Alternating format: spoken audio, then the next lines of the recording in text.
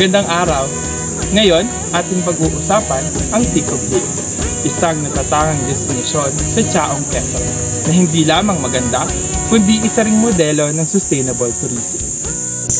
Mabuhay! Welcome to Tico Lake!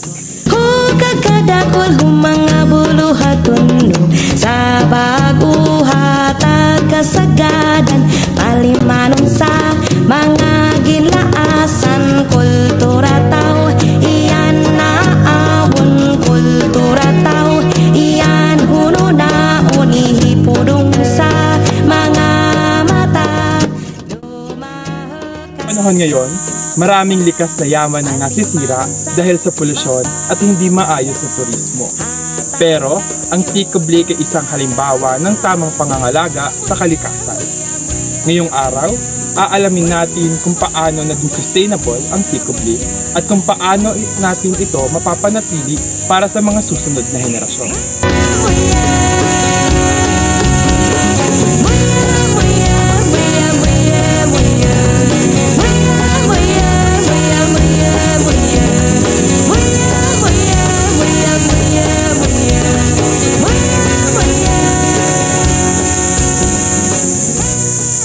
Ngayon, balikan natin ang nakaraan.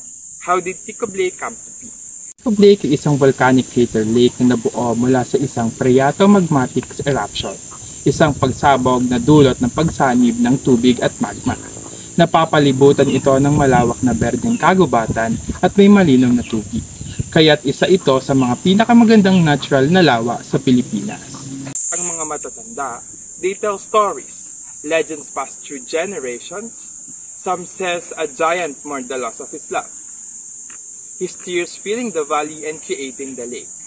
Others speaks of a hidden city swallowed by earth. The lake a reminder of its watery grave. Whether a legend or fact, this narrative shows the lakes deeply ingrained in the place in our cultural identity. Mula noon hanggang ngayon, ang lawa ay nananatiling mahalagang bahagi ng kultura at kasaysayan ng Chaong, Quezon. Ayon sa mga matatanda, ang Tico Lake ay may mga alamat na nagsasabing dati itong isang kabukiran na lumubog isang gabi at naging lawa. But beyond the folklore, archaeological evidence shows settlement existed near the lake for centuries. Our ancestors depended on it for sustenance like fish, water, and the fertile land. They lived in harmony with nature, taking only what they needed. Tandaan natin, they were sustainable by necessity. They understood the delicate balance of ecosystem, and we must not forget their wisdom. Sa kasalukuyan, ang Tico Lake ay protektado at patuloy itong pinangangalagaan upang mapanatili ang kalinisan ng tubig, ang biodiversity at ang kaayusan ng kapaligiran.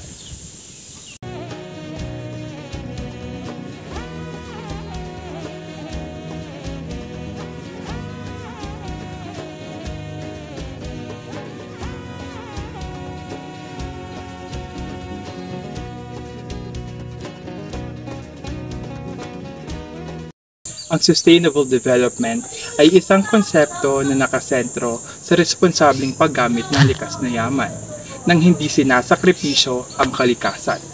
Maraming destinasyon ang nalalagay sa panganib dahil sa walang habas na komersyalismo at responsableng turismo.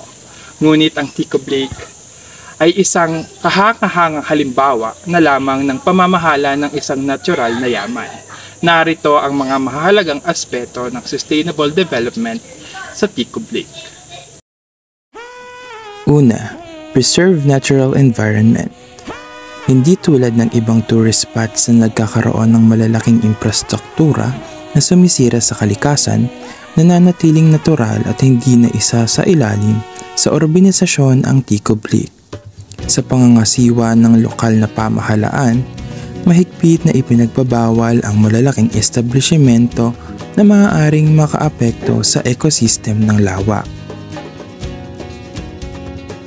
Pangalawa, clean water and protected biodiversity. Isa sa mga pinakamalaking hamon sa sustainable development ay ang pagpapanatili ng malinis na tubig at protektadong biodiversity. Sa Tico Lake, ipinapatupad ang mahigpit na regulasyon sa pagtatapon ng basura at paggamit ng lawa. Ang sobrang paggamit ng lawa para sa commercial fishing at negosyo ay hindi pinapayagan upang mapanatili ang balanseng ekolohikal nito. Pangatlo, community-based tourism. Sa halip na malalaking corporation ang makinabang sa turismo, ang lokal na komunidad mismo ang may pangunahing papel sa pag-unlad ng Ticob Lake. Ang mga residente ang siyang nagbibigay ng lokal na gabay, nag-aalok ng eco-friendly na aktibidad tulad ng kayaking at nature trekking at nagtitinda ng mga local products na may cultural value. At panghuli, education and awareness. Isa sa pinakamahalagang aspeto ng pangangalaga sa lawa ay ang edukasyon ng mga turista at lokal na residente. Bago bumisita, ang mga turista ay tinuturuan kung paano igalang at protektahan ng lawa. Kasama na dito ang tamang pagtapon ng basura, hindi pagsira sa mga halaman at pag-iwas sa paggamit ng motorized boats na maaaring magdulot ng polusyon. Ang mga hakbang na ito ay dahilan kung bakit nananatiling isang napapangalagaang yaman ang Ticob Lake. Ngunit hindi sapat ang panuntunang ito. Patuloy dapat ang pagsisikap ng lahat upang masiguro ang pagpapatuloy ng sustainability nito. Para masiguradong mananatili ang kagandahan ng Ticob Lake, kailangang ipagpatuloy at paigtingin ng mga hakbang ng pangangalaga. Narito ang ilang mahalagang aksyon na kailangang gawin ng komunidad, gobyerno at mga bisita upang mapanatili ang sustainable tourism sa lawa. Una, pagpapalakas ng lokal na partisipasyon. Ang Ticob Lake ay hindi lamang isang tourist destination. Ito ay tahanan, kabuhayan at bahagi ng pamana ng mga lokal na residente. Sila ang unang may karapatang mangalaga at makinabang dito. Kaya't kailangang tiyakin ang kanilang aktibong pakikilahok sa pangangalaga ng lawa. Ang pagsasanay sa ekoturismo, pangangalaga sa kalikasan at tamang pamamahala ng likas na yaman ay mahalaga upang masiguro na ang komunidad ay may sapat na kaalaman at kakayahan sa pangangalaga ng lawa. Hindi sapat ang simpleng suporta. Kailangan nilang mabigyan ng tamang kasanayan, pondo at tulong upang mapanatili nila ito.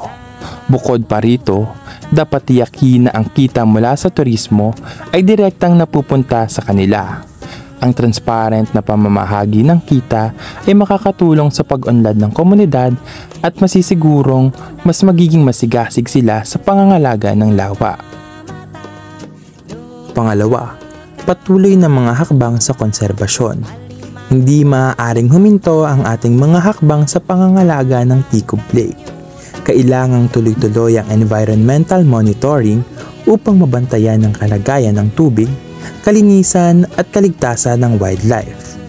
Regular na clean-up drives ay kailangang isagawa upang mapanatili ang kalinisan ng lawa at maiwasan ang polusyon na dulot ng kapabayaan ng iilan. Hindi lamang ito gawing pansamantalang kampanya, kundi isang pangmatagalang programa na may malinaw na plano at direksyon. Pangatlo, patuloy na pagtataguyod ng responsableng turismo. Ang mga bisita ng Ticob Lake ay may malaking papel sa pagpapanatili ng kalinisan at kaayusan ng lawa. Kaya't mahalagang hikayatin silang maging responsable sa kanilang pagbisita. Isa sa maaaring ipatupad ay ang visitor pledges, isang panata na isinasagawa ng bawat turista bago pumasok sa lugar. Sa pamamagitan nito, sila ay nangangako na susunod sa mga alituntunin ng lawa tulad ng hindi pagtapon ng basura, pag-iwas sa pagkasira ng wildlife at paggamit ng eco-friendly practices. Pang-apat, pagtatatag ng sustainable infrastructure. Ang anumang pag-unlad sa paligid ng Ticob Lake ay dapat isaalang-alang ang epekto nito sa kalikasan. Kung magkakaroon ng karagdagang pasilidad, kailangang tiyakin na ito ay eco-friendly at hindi makakaapekto sa ecosystem ng lawa.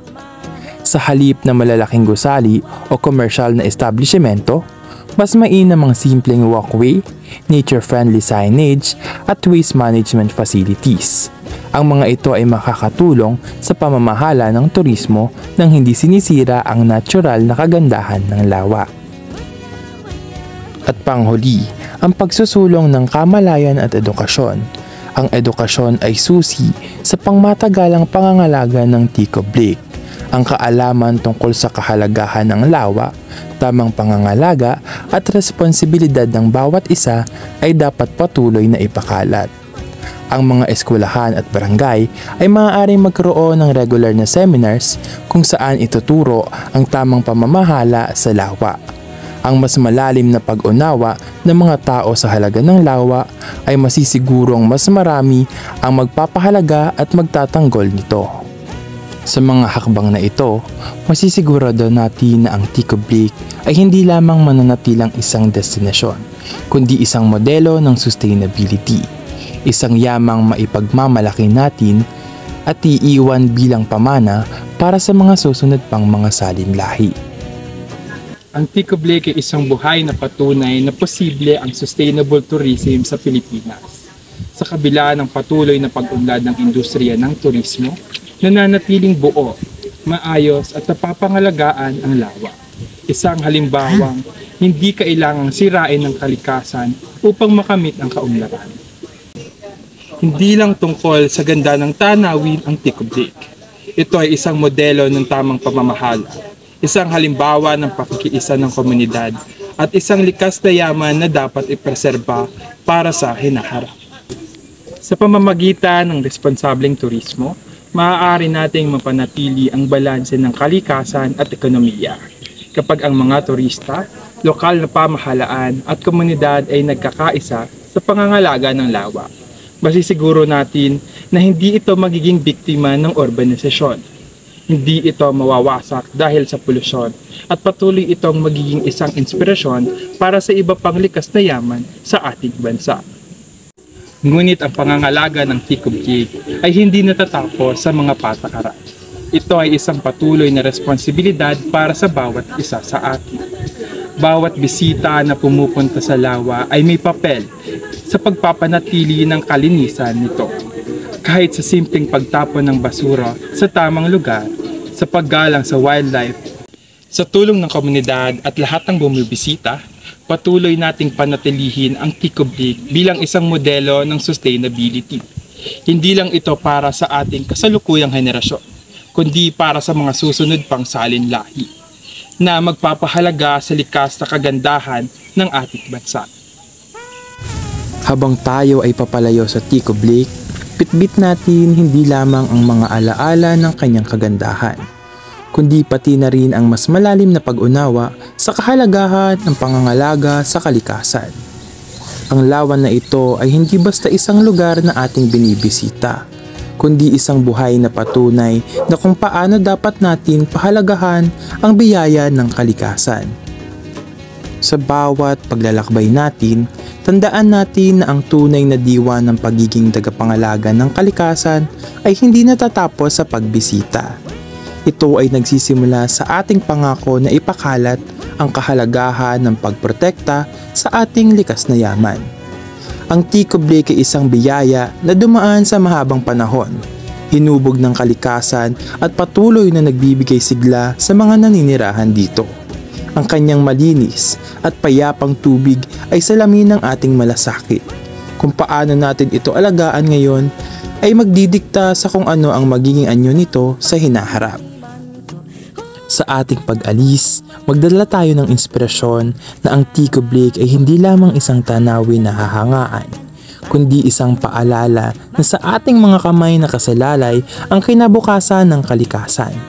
Isabuhay natin ang natutunan natin ngayong araw at sama-sama tayong magsikap upang ang Ticob Lake ay manatiling isang yaman na maipagmamalaki ng susunod pang mga henerasyon.